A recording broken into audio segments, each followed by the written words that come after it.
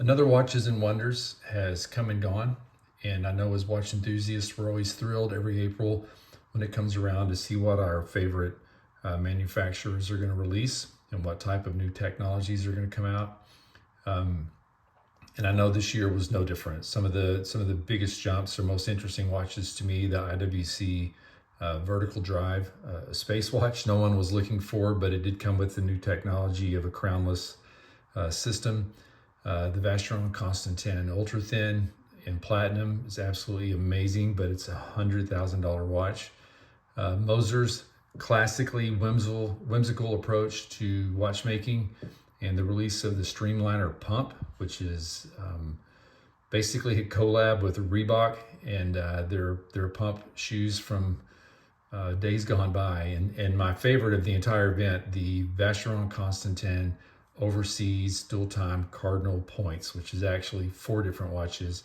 And maybe most interesting to me because my Grail watch is the VC Overseas Dual Time stainless steel with the black dial, but that's a watch that prices out in the upper $20,000 range. So that's difficult for me to imagine ever purchasing, and probably for most enthusiasts in general. So what I wanted to do today was show 3 watches from Watches and Wonders that were for the rest of us. They were a little more attainable in their price. And the first I want to look at is the Alpina Startimer. This one ranges from $1,690 US dollars to $1,821 US dollars for the PVD version. So it's basically 2 styles or 2 aesthetics with 4 separate models. In the stainless steel, you have a black, a green, or a blue dial. And in the PVD model, it comes with a black dial. These are available either on leather or on a Cordura strap. They use solid lume indices, either white or beige, and on the PVD one, it looks a little more dark beige. These are sized at 40 millimeters in diameter, 11.5 millimeters thick, 21 millimeter strap space or lug width there. They have a solid case back with 100 meters of water resistance, and they use a sapphire crystal on the front. Very highly legible 3-hand dial with a really cool texture on it, and a date window at 6 o'clock. These are driven by the Lejeune derived AL525 caliber that has a 68-hour power reserve running at 4 hertz.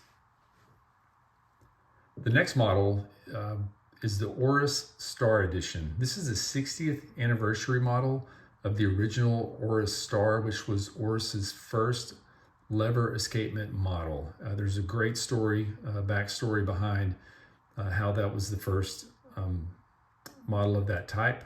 We won't cover that here, but that's something you can read on their webpage.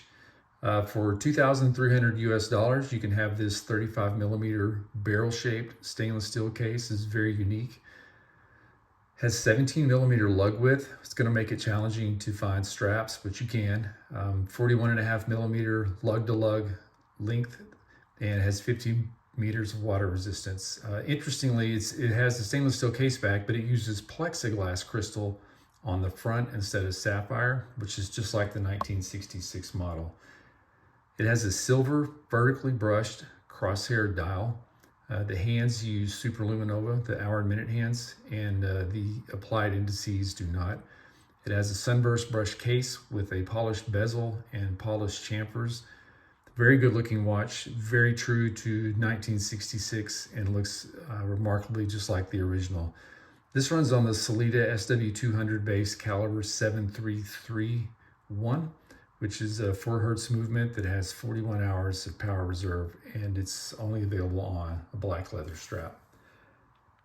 The third one is and I have no idea if I'm saying this right, but the Favre-Leuba Harpoon.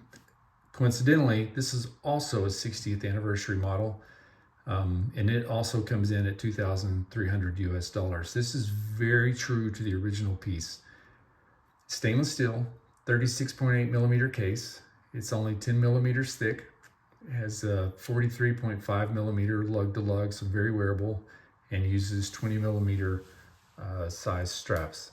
It's got a solid case back, a modest 50 meters of water resistance, and a sapphire crystal on the front.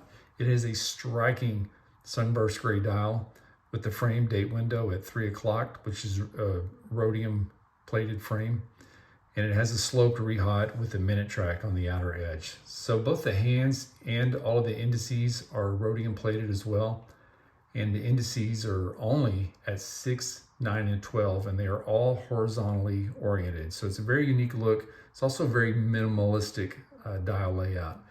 At 6 o'clock, they use the 1966 typography for the Harpoon name, which is straight out of Mad Men. It is so cool.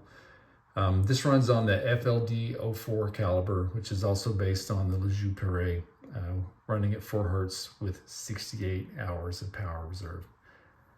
So there it is. That's 3 watches from Watches and Wonders for the rest of us. Tell me if you saw any others. Thanks for watching.